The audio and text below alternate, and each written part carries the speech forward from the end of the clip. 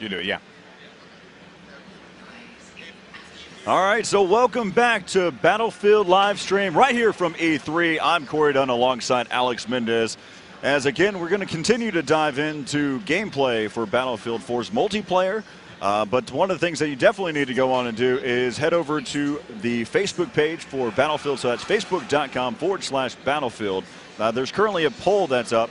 You can choose whether you want to see the amphibious assault or whether you want to see any type of commander mode. And we'll make sure that we focus on that in the next gameplay. Awesome. I know that there are a lot of people that are going to be very, very happy about that. So make sure you guys, once again, head on over to Facebook, get your vote in there so that this way we can cover it here on the live stream. Again, everything that we're doing here at this live stream is all in impact for what you guys at home are telling us and wanting to see. So this stream is for you guys. But with that said, let's cast some games. You want to do some actual play-by-play, and actually give them some matchmaking type stuff? Let's do it. I'm pretty sure people would like. Oh, by the way, look at this here. This Alpha 27 here and this Viper just doing a nice pickup. Work. But there's still, again, he was able to utilize the jet ski. He did bounce out before the actual amphibious vehicle actually got taken out there. So he's going to stay alive. But he did pick up one, I believe. One thing I did notice is that the Viper really needs to have a steady shot there in order to take out infantry with those missiles, because you can hit the infantry quite a few times, but they'll still be able to recover. So at the very least, you're able to get away from the action. Look at that swimmer out there. Yeah. Look at the guy swimming there. By himself. We're probably going to go for a little sprint swim. Michael Phelps style, perhaps. There's some other ones that are kind of sprint swimming over there. They're going to be able to move their way up there towards that skyscraper. Of course, they have to utilize the elevator that is within to get up to the top floor where the C flag is currently at. Yeah, you can actually see the helicopter doing a lot of devastating damage. Let's go ahead and bring up the tabletop perspective here and see what is going on in the battlefield. Where's the flow of combat? So right now, everything kind of going towards C. You can actually see a unit there moving around. There you see them as the helicopter trying to do the dirty work. But there's an opponent helicopter, a Bravo copter moving in here. That's an attack helicopter as well. The transport helicopter has jumped off of the C flag and kind of navigating around over there towards B. But actually looks like he's probably just checking out the rest of the map and probably falling down here in just a second. He actually fell out of the boundary area and lost himself. The guy's trying to stay alive for a little bit, and he's going to be taken out at the top left. People are wondering, what are you talking about up in the top left? Yes, he's going to have to respawn over there. Oh, man, that's funny. All right, so we see the B to C bridge is actually seeing a lot of activity. Let's go ahead and hop on board with some Alpha players there and get the lay of the land, see what is the skinny. You actually see this helicopter, Alpha 27, still doing a lot of work here. But, yeah, lots of activity on top of the skyscraper. Still has not come down just yet, but Alpha 12 finds one in front, able to take him out. No, aiming down the sight necessary as he closes that one through. You can tell what type of attachments he has here. He has just a basic kind of has one type of zoom on. I think it's a 2-time zoom, and then he can switch and actually pull over the other zoom to add an additional zoom factor. Yep. Of course, one of the things that I love most about this ability is whenever you go to an iron sight, you can have your iron sight, and then from that point you can actually pull on your other tactical accessory as well at the same time. So you don't have to worry about having to break away from being iron sighted, switch to your other setting, and then bring it back up. This is all very just one point, one time. You don't have to have an extra step. It's a one-step process. Yep, that is pretty cool there. And when we spoke with Patrick earlier, it was about keeping things flowing, keeping the action moving. That was very important. Throw it out! No! That was not cool. Man. Sometimes, you just got to... He's probably hitting every key that he could find. You're probably right about that. It's like, why is this not working? Oh, all man. Caps. All right, so Alpha 18 on your screen here. Oh, look at this here. There's going to be 2 Bravo guys actually lingering around this lobby. And Bravo 21 is going to make his way inside of the elevator here, so he will not hit him. And look at that incendiary. Look at that. Wow. Should have thrown that one in the group. That would have been very effective. Yeah, that's a good kind of thing to look at there. You can see that there's a vehicle right now that's inside of the skyscraper right now. They spotted a great deal of enemy on the other side. That's his teammates right now. Again, so far, what we've seen, it is 699, 665. A pretty close game so far. Still very early, too, but that skyscraper is going to be coming down any second now. As soon as we hear the alarms go off, that's when we know that is going to happen. And, man, that laser sight was just blinding his teammate, unfortunately. They're holding down the C position, though. I give him a lot of credit on this one, but, you know, they're not going to be able to do so for much longer. Let's go ahead and kind of take a look here at the scoreboard right now to find out exactly who we need to follow. Of course, there you get a kind of a perspective of what it's like to be inside the skyscraper when it falls. Yeah, and that's what it was like at the base floor. Certainly not good. Not good. As one of the things that we can kind of take a look here and just follow the scoreboard for a moment. Let's actually bring that up to, there you go. And let's see here. Who do we want to follow? We've got a player on the Bravo side. I can explain. He's at 16-1 right now. Yeah, it's, Bravo 29. So we're on board now with Bravo 29. Oh, he's in the AC 130. And for those of you that are wondering, we're on the Chinese side. And so he'll be shooting at the blue icons opposed to the orange. That's right. You know, it's pretty.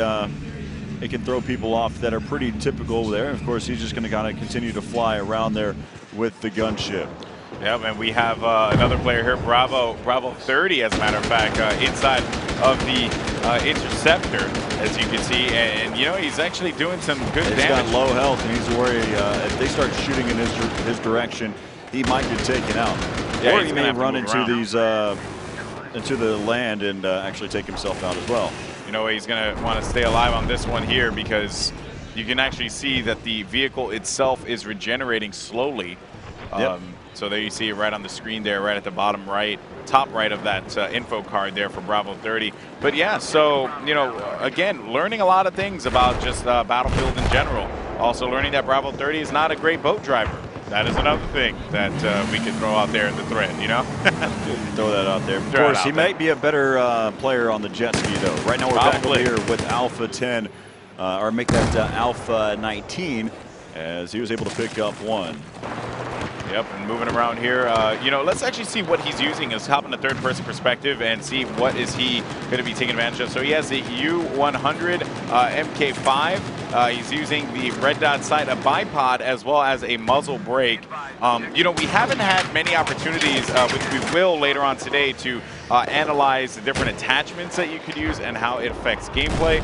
So, you know, I'm sure we'll bring on board another DICE employee to talk about all the different things that they have implemented into the game, like, you know, the bipod, the muzzle brakes, the angled grip, you know, all these different things so that people can get a better understanding of how to utilize them in the game. Yeah, and also the question of whether the American team is actually going to start off with these weapons, whether the Chinese will have to start with those. You know, I don't believe at this point it's been decided. Well, Patrick did say that they were going to do a faction or, you know, like faction-specific weapons.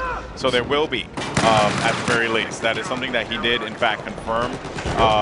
But again, a lot of things are always subject to change as well, just because this is pre-alpha and this is nowhere near the final product. So yeah, we see Alpha 3 tossing some C4, not really having a lot of luck with his C4 placement, but you know, at least he's trying. And C has now come down, so this is a big difference here as well. And you know, look at that, a binocular as well that we actually saw there. But yeah. Yeah, so, you know, that is the thing that, you know, with the way that the level has changed here, you can see that all the Alpha guys are just going to hold this position down right at C. There's a lot of cover to take advantage of as well. Yeah, this has been a really, really close game. It's right now about to be an even game at this point. Yeah, actually it is. As you can see here, C is being fought for.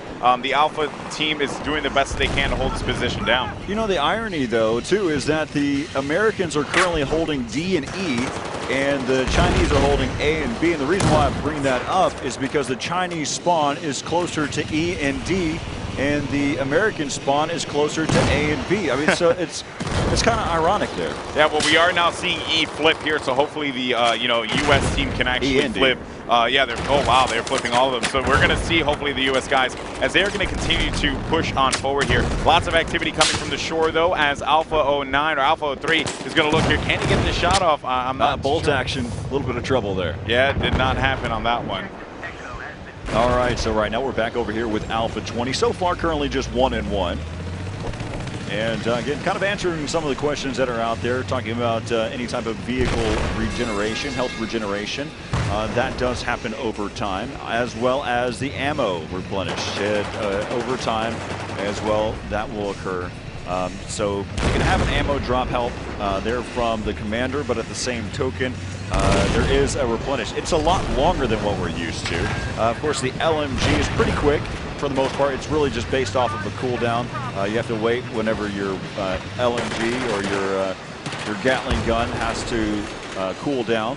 Yep, that's right. That's right. You know, because it's hot. It's hot. It's hot. Those bullets move by real fast. So look at this one here, Alpha 20. You know, he's holding down the oh, he has to watch out. Yeah, that's a recon class, and he was watching the entire time. There's another one, and he will be able to take him down. Picked up 2 that time. So we've been watching. He was 1-1 when we first hopped on board, and he's been able to pick up. Oh, look how close that was. He avoided that one.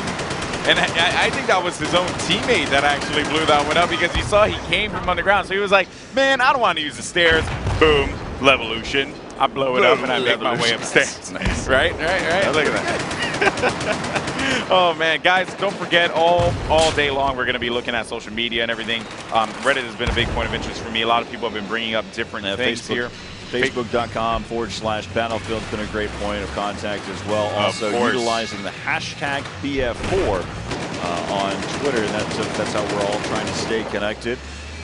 And hear all of the questions, feedback. Again, there's certain elements that you want to see to be a part of the game.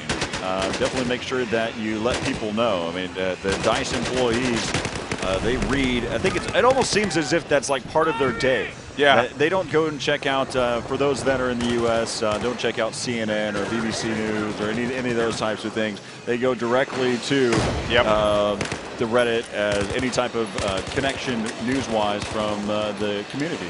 That's right. And just to clarify, once again, someone actually sent me something a couple of minutes ago. Was it Davey Griff?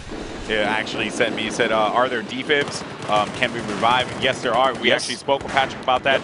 Yes, there will be defibs in the game. And, of course, you can revive people. And you can also hurt people, too. Oh, so that's what I like to hear. Yeah, you can shock them, and also you can do the same thing with the support tool as well, the blowtorch that we saw earlier. And we were actually going to say, like, I wonder if he could do that. That was the other day that a guy was chasing a dude with a blowtorch, and we thought, man, is that going to work? Yeah, but it turns out it does work. It is something that is in the game, and it's funny. It's like those little nods to just, like, I guess, the history of Battlefield, but also just it's funny. It's good. It's like it's trolling, trolling a player and taking him out with a defibrillator. Because the fact that you got that close to begin with, you really shouldn't even let that happen. So getting it punished. Talking about some of the vehicles, I mean, we're used to seeing some of the lightweight vehicles in Battlefield 3 with the Jeep, but one of the things I really actually like. The vehicles that are in this version on Siege of Shanghai, because the gunner is very effective, and how much armor is on the vehicle helps out a lot, and how quick it is so great. Yeah, I was able to hop in on the American side, the MRAP, and was able to lay down some pretty good gunfire. Picked up a bunch of kills. Yeah, and also we switched back and forth. And one of the beautiful things, again, these are 64 players that are joining us, and we get a new set of 64 players time and time again, and typically they're probably 1 or 2 that know each other, but for the most part they don't. And one of the great things that I would notice whenever I was playing was that we weren't even communicating. I utilized the Q option and said need repairs. My teammate, who was my gunner, hopped out immediately and started repairing our vehicle and said, all right, we're good to go. And he hops back in, and we just continue to just lay down the law. Coordination is such a big deal in Battlefield, and that really is something. It's good to see it, it's good to see it, especially with the large scale of Battlefield. When you get people communicating, you can really see the effectiveness of that in the game itself. Really cool stuff. Now we've seen on the console side, we'll have to ask this question, and probably you should stay tuned whenever we get the opportunity to. But some type of voice over IP type stuff, asking about communication, whether you can be able to talk to your teammates within your squad. A lot of players that are out there utilize different voice communication tools on the PC, whether that is your Mumbles, your TeamSpeaks, what have you. I guess the real question is, can you have the ability to talk to teammates inside the game? Yeah. And that would be a nice little factor to talk about, whether even if that's for your squad. That would be a great thing to do. And also your commander could be able to talk to all of this. They can actually designate which squad he's talking to. Yeah. That would be a cool feature to talk. It's not, I'm not saying that it's a possibility. But these are the questions that I like to ask. Yeah, that's right, because you being from the PC side of things, you use TeamSpeak, you use Mumble, whatever, even Skype. I know some people use Skype as well. Skype's tough sometimes. Skype is tough. On the console side of things, actually, players use Skype a lot. So that has been a pretty common thing there. But so funny thing here, I was actually going through the Reddit, and someone made a thread. It was .. shank. Shank? Yeah, they were confused. Yes, so there is a shank in the game. Right. There's a knife and there's also a shank. I saw that and I was like, shank? That's actually pretty weird. And then I had a chance to use it and I was like, yep, it's just a sharpened stick that, hurts people. So yeah, there's a shank in the game. And it's really, really cool to see. So I think those little nods there to just common things to use, just sharp tools in general, is pretty cool. But yeah, so the gameplay action has certainly been heating up here. If we can go ahead and take a look at tabletop, see where everything is flowing. And we have A and B back with the US guys, D and E with the CN team. But C has been a hotly contested point here. Still a relatively close game, 381 for the CN. That's been a really close game. Yeah, and 322 for the U.S. side of things here. And oh my God, that Tomahawk is going to come down. That can end up taking out 3 players. This might be something that is going to be pretty good here coming in. Oh, of course, this is from the American side. There's a bunch of Chinese players that are over in this region. How much can we be able to take out? And it looks like it's finally going to explode. An overshot. It just barely missed at that last point. And, yeah, wow, that was close. That was an overshot right there, but it certainly was going to be pretty devastating. And going back to the commander mode stuff that we were talking about the other time, you had mentioned about the UAV scan and it hovering over, not necessarily just flags, but just general areas. You can see it clearly right there. That is just circling around right there. That's exactly. Both the EMP scan and also the UAV. You can see in your far left side of the screen, the gunship is in control right now for the Chinese, even though the C flag has been picked up. Of course, you get your time to be able, you get your time in the sky with your gunship if you've earned that flag previously before. Yep, and we are going to be diving into a lot of things, of course, as we've been saying a bunch of times before. By the way, that Tomahawk is probably going to cause some damage. That Tomahawk is going to hurt. Pretty quick. It's going to hurt. Oh, man. Right now, you're seeing the picture-in-picture, and you saw how much of an explosion that made. That picked up 1, 2, 3, 4. I see 5 in that little bubble right there. 5 kills from that Tomahawk. That was certainly devastating. Let's see what the commander is. Pull up the scoreboard for a moment. Yeah, I actually want to see who's doing. And we can see the commander right now. He's sitting at 7-0 on the Bravo side. And 13. We don't have to go to him, but he's sitting at 7-0. But on the other side for the Alpha, the one who just picked up those 5 kills, he's sitting at 13-0. Yeah, he is certainly, commander playing a big role. And I'm looking over right now, and these are just regular people that are playing. These aren't DICE employees. These are actually guys. And I think the Alpha commander was jumping for joy, by the way. I just saw him kind of shimmy back and forth. He was like, yeah, I'm a baller. Yeah, so I can predict what happens 15 seconds in the future. Yeah. So what I was going to say was that, looking at the spectator mode, I was talking with Zinto just a little while ago, Matros, and he had said that they whipped together this spectator mode relatively quick. They did it in a matter of weeks. So it's crazy, and of course they're gonna, we talked with Matros a couple of times, Zinto on Twitter for those of you guys who don't know about it, and he said that they're constantly gonna look to upgrade it and just make it better and a better experience, because again they really do believe in pushing just content production for Battlefield. They want these guys who create, you know, these awesome games, awesome videos to have a tool. So most definitely is really cool. But this game is definitely boiling down here at this point. 300 to 250 has certainly been a back and forth affair between these two teams. And yeah, pretty cool stuff. Yeah, again, we have still so much to talk about. I mean, there's different varieties of gameplay that we've dived deep into. Of course, you've seen out there on YouTube some of the different aspects, but not only just from the Battlefield YouTube channel, but also from a bunch of community members that are out there. One of the things that I want to bring up, that how incredible this crew has been here for DICE and the marketing team and everything. They're allowing them the accessibility to actually plug in to the video card so they can capture directly into their camera, allowing them to be able to touch the machine. That's actually how Level Cap did his video. You gotta love that. The fact that they're giving the ability to capture straight from the PC, that's unreal. Yep, that is right. So guys, I think we're gonna have some more stuff coming at you in just a little bit, maybe some interviews, perhaps, and of course, I mean, we can't forget more gameplay as well, right, Corey? That's right. Yep, so we are going to see you guys in a little bit. Don't go anywhere. More Battlefield 4 coming at you live from E3 2013 here in Los Angeles, California at the Los Angeles Convention Center. We're going to be right back, and really, you should tell all your friends to join us on Twitter, on Twitch.tv, as well as Amazon. You know, just watch the action, have some fun, and talk about it on social media. We'll be right back.